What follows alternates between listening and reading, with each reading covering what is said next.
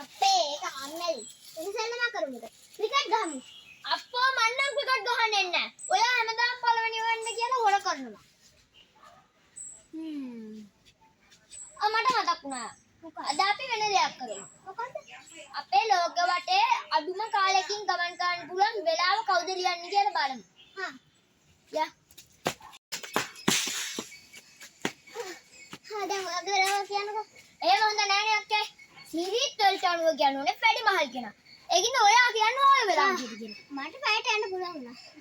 ඒක කොහොමද? මම ජෙට් එකේ ගියා. ජෙට් එකේ යන්න පුළුවන් රටවල් දෙකකට හරි. එහෙමත් කන්නේ මට නම් ගියේ තප්පර 5කටත් වඩා. බොරු කියන්න එපා දෙනවා කොලේ මෙහාට. කොහොමද ගියේ?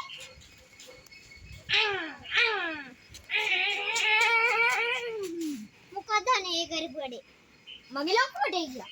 මොකද මම ලොක්කේ? වෙන කාරුත් නෙමෙයි ඉතින් ඔය ඇති දැන් ඔය පළවෙනියට බැට් කරන්නකෝ.